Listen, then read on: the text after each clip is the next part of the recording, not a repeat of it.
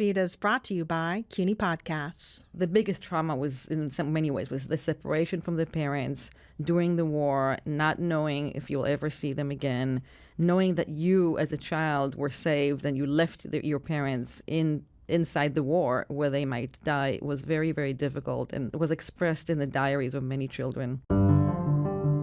Welcome to CUNY Bookbeat. I'm Rick Firstman.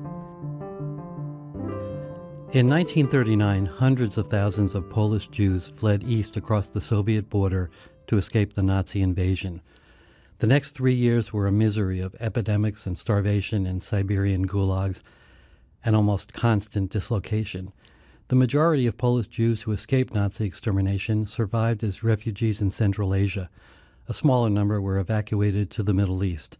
Among them were 1,000 children, mostly orphans, who were sent on long journeys through Soviet Central Asia and then across the Caspian Sea. Their destination was Iran, and there they finally found refuge with the help of Jewish aid organizations in Palestine and the United States. They became known as the Tehran children. Early in 1943, they were resettled to Palestine. A boy named Hanan Teitel was one of those Tehran children. He was 12 when he fled Poland with his family and 15 when he arrived in Palestine with his sister and cousin. He later became a career officer in the Israeli Air Force, married, and had 3 children. One of them is Michal Deckel. She's a professor of English at the City College of New York. In 2009, 16 years after her father's death, she began an odyssey of her own to unearth the buried story of her father's painful youth and the little-known history of the Tehran children. She retraced her father's journey, researched the full refugee story, interviewed countless people along the way, and the result is her new book, Tehran Children, A Holocaust Refugee Odyssey. It's published by W.W. Norton. Michal Deckel, welcome to CUNY Bookbeat. Thank you, Rick. Thank you for having me. There's a really interesting origin story to your book. It goes back a dozen years to the day you met a fellow faculty member in the English department at City College named Salar Abdo. What happened that day? That's right. I should go back and say that I really didn't know anything about my father's story growing up in Israel. It was not talked about. My father did not speak about his wartime experiences. He did not speak Polish. And Israel of my youth, which is 1970s and 80s, was not a country that dwelled on the past at all. This past was more or less buried.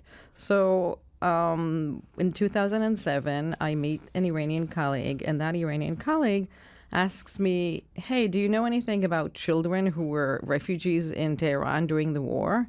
And I say, why? And he says, well, I just read an article about it in an Iranian paper that talks about it. I mean, if you remember, 2007 was the year where the Iranian Prime Minister Mahmoud Ahmadinejad was making headlines for his Holocaust denials, and many people were talking about Iran's collaboration with the Nazis during the war and so on. And this article said, no, we didn't collaborate. We sheltered Jewish children. So, of course, my colleague was shocked when I told him that my father was such a child. And really that conversation was the catalyst for this book. So the impetus for this personal journey that became the book was that you grew up in Israel, kind of oddly disconnected from the history of how you came to be born there. You write that part of Israel's reason for being was to give rise to generations of children without a painful Jewish past. And for you, that meant knowing almost nothing of your father's past, as you mentioned, and the places that were part of his odyssey. So that seems like such a paradox given Israel's creation and the whole concept of never forget. That's right. And I think also Holocaust memory in Israel has changed in the past couple of decades. But when I was growing up, the country was premised on turning you back to the diasporic past. This was a new beginning. This was a country that rose out of the ashes of the genocide in Europe, and there was no particular attention. There was even a kind of disdain for talking about it. Don't forget also that the survivors were still living. I mean, this was a country where in every household there were ghosts or murdered parents and siblings and even children. They lived with us, but they were not talked about. And so there was a kind of big lacuna that I set out to fill. So, and it's interesting. You write that you didn't even think of your father as a Holocaust survivor. That's right. My father, to me, was a Tehran child, which meant that he was one of the lucky ones who was rescued and saved.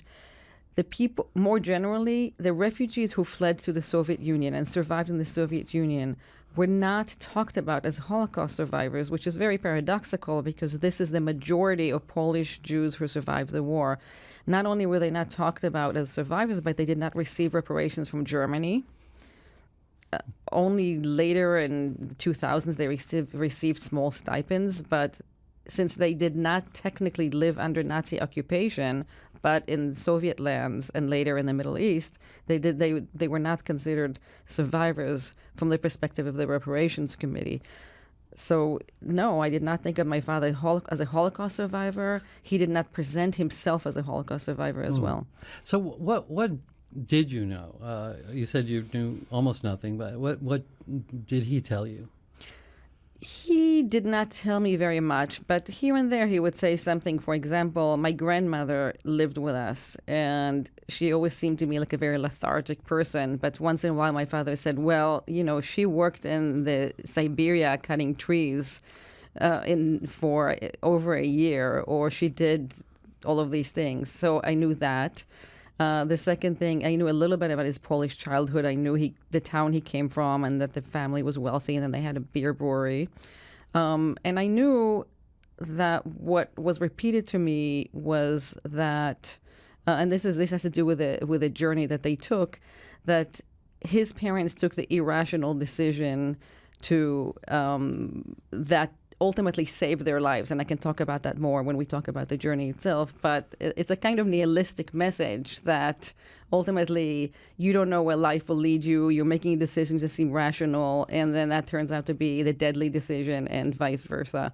So it's a kind of nihilistic moral story that was passed on to me. And growing up, you didn't press him. You didn't ask him. That was just not something you would do. No, I also, honestly, I didn't care. And I think, again, Israelis of my youth didn't talk about the past. And don't forget that we had sort of our wars of our own. So we had atrocities of our own, and we were very focused. That was our focus. We were focused in the here and now.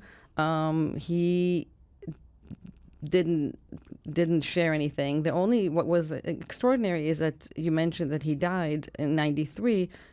Just before he died, he started speaking Polish, which was extraordinary. It was the first time I ever heard him speaking Polish in my whole life. Why do you think that was? Well, he had a brain disease. And I mean, whatever happened in his brain, I think, kind of took him to his early childhood. I think he thought he was a child, or he felt himself to be a child at that moment, and he spoke Polish. He called my mother his sister. So was there a moment where you said you didn't care, but was there a moment where you did start to care? You became curious and wanted to know the story? I think really much later, only as an adult, in my 20s, 30s, yes, but as a teenager, not so much. And my father died, I was very young, relatively young when he died. I was in my 20s, so I had no one to ask. But I also truly, this story, the extent of what these people went through is not known per se. So I didn't know what I should even ask. Right, you didn't know what you didn't know. Yeah. So then you get on this whole journey of your own to find out. I guess triggered by that encounter with your colleague, and you were. What was the plan? Because you at one point you were talking to him, maybe 10, 12 years ago, right? That you would do a book together. So what was the plan, and then how did it evolve? Yeah, again, when Salar and I started talking about this, I did not see myself writing a full-fledged book about my father. And again, I was very wary. I was wary about writing about my father. I was wary about diving into this very painful history. And I'm a literature professor, so I'm not really a historian. And I said to Salar, you write the story. You're a novelist. Take this great material and write it. Then we started researching, and I said, okay, let's write it together, in part because I thought, okay, we'll sort of collaborate, accompany each other. It won't be as scary and painful to dive into this history.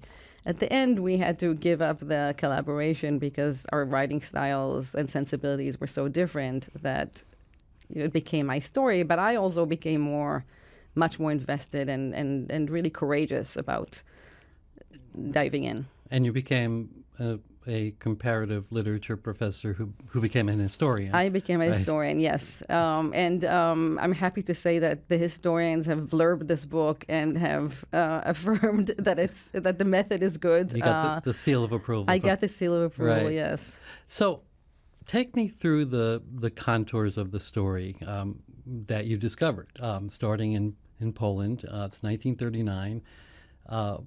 And over the next 3 years, terrible things happened. Your father did survive, but how did he survive?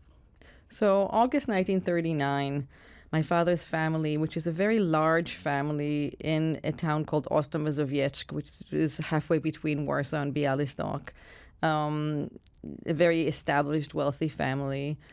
They know what's going on. They're trying to decide what they're going to do. September 1st, the Nazis invade. They decide to flee to the Soviet side. They flee in 2 trucks. The roads are full of hundreds of thousands of refugees, mostly Jewish, but not only Jewish, also Catholic. They end up on the Soviet side. On the Soviet side, there's a tremendous refugee crisis of all these refugees that have fled there. In about mid-1940, they are arrested after expressing their desire to go back to Germany, to the German side of Poland, and are arrested and deported to what is called a special settlement. It's kind of like a gulag, but it's not exactly penitentiary. In Arkhangelsk, which is in the Soviet north, so the Soviet interior.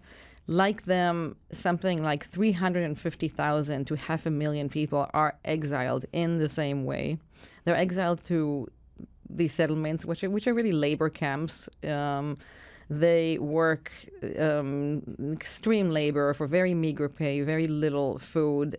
Children over 13 work as well. Children under 12 go to school and get Soviet indoctrination.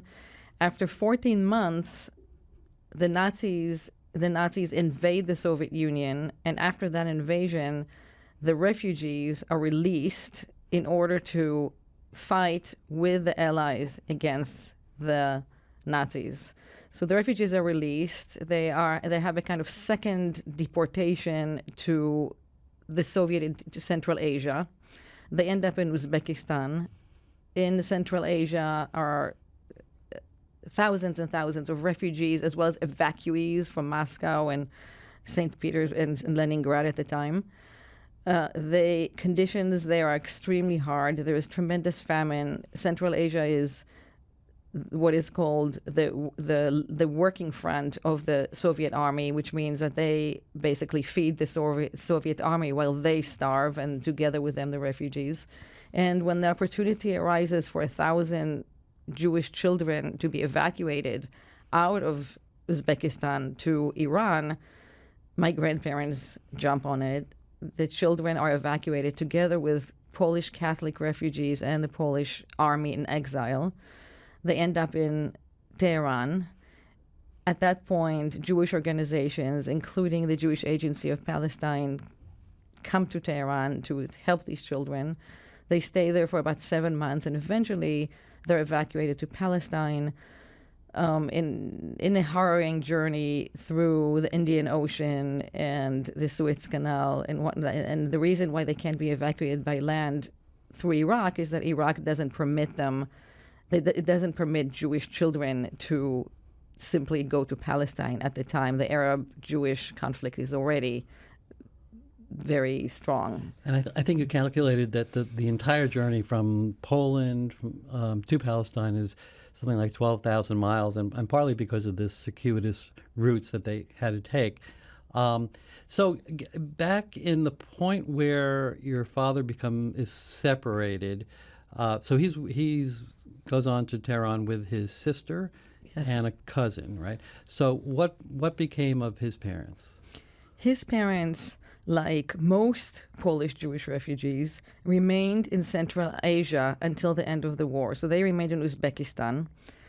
In 1945, there is a repatriation agreement between the Soviet Union and Poland, and many of the refugees go back to Poland. My grandparents went back to Poland very quickly, and I don't know exactly what happened in Poland, but I know that their property was destroyed and so on. Very quickly, whether they experienced violence or whether they just didn't want to stay there, they leave Poland and they end up in a displaced persons camp in Austria and then in Germany.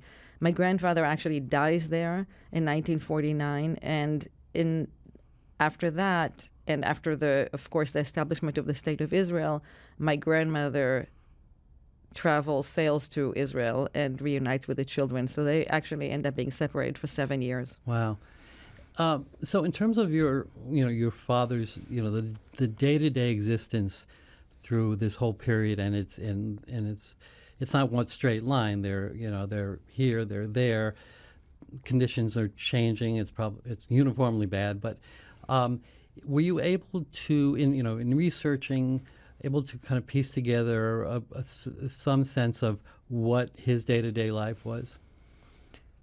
Yes, I was. What did he go through? I traveled, as you know, and if you read the book, I traveled to most of the places he was at, with the exception of Iran, where I couldn't go as an Israeli citizen.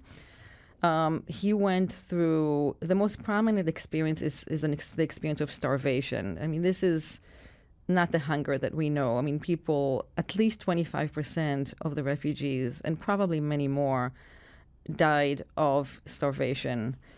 There was very little food in Siberia and even less food in Central Asia. Other than that, it's also the experience of terror, of not knowing what's going to happen in the next day, where you're going to go, a very arbitrary existence. You go from here, to there, you think this is a better path than the other, and it turns out bad, and so on.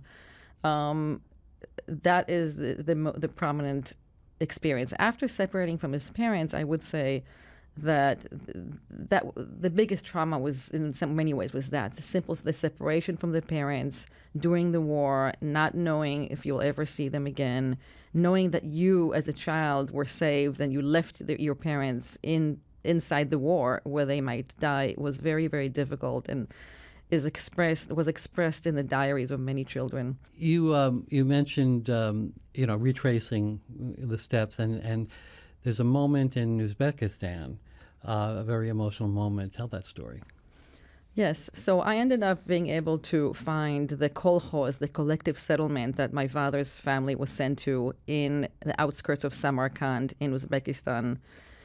When I traveled there to this very, very poor village, the villagers in that exact spot where he was hosted me, had a kind of ceremony for me. And what they told me is that the story of the refugees is passed on from generation to generation in their family.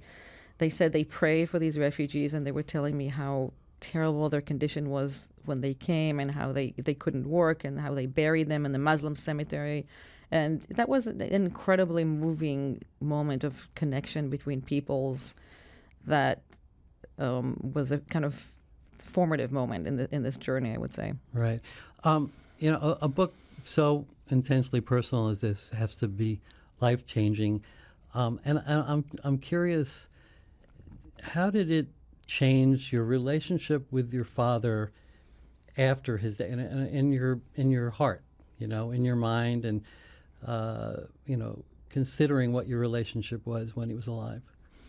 Yeah, I mean, I had complicated relationship with my father. I mean, he was a very remote, slightly depressed man, and I now would say have a lot more empathy towards him, but also towards all the refugees, because this book it's on the one hand very personal, on the other hand, it's a real research book with a lot of footnotes. I mean, I really understand what people went through, and the idea that they went through this extreme suffering but never really talked about it, never really had any relief of any kind is so disturbing.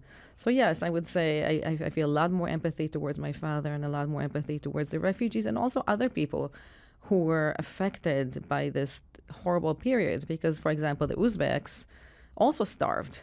The local people also starved alongside the refugees. So it's not just, when you're writing about refugees, you're not just writing about what happened to them, but what happened in the places that they arrived at to other people as well. Yeah, and you also talk about how there are different, the meaning of refugee has changed from back then to now, and even within the wartime. And there are different kinds of refugees, different experiences. So how do you put that context? I actually think that there is a strong relationship between my story and the stories of refugees today. And people who've read the book have actually told me, a number of people have told me, they said, oh, now we really understand the refugee experience, the arbitrariness, the lack of security, and so on. Yes, that was a war. The conditions were really terrible. But I do think that the links are there. Also, this is a story of refugee children separated from their parents. And I will say that one of the things that helped me really understand my father's experience is looking at the migrant children today who are separated from their parents and looking at what that really means. Because when you don't have an adult protector in your life, even if you are in an institution and so on, your life is very unsafe, very, very unsafe. And I could see that when I was tracing my father's life. Right, very traumatic. And, your father was getting into his teens, a little older, but his sister was only 7, right, when they fled. And there were some children who were even younger. And it does kind of, remind us of today and the trauma that separated children go through. That's right. There's a really sad scene in my book where when these children are in Iran, in Yom Kippur, which is actually just in a week from now, these children are being taken to a synagogue in Iran. And they're sort of marched into a synagogue. People are sitting there, and when they see them, especially the younger ones, all the people in the synagogue start crying. The women start wailing, the men start crying, because the sight of these children alone in the middle of the war, dressed in rags, walking into a synagogue that is 5,000 miles away from their home, it was just, incredibly, incredibly sad. Yeah. Well, the book is it's a fascinating story, very revealing on personal level and also historically. Thanks for coming in, and much success with the book. Thank you so much for having me. For more Book Beat, visit CUNY Podcasts at cuny.edu/podcasts.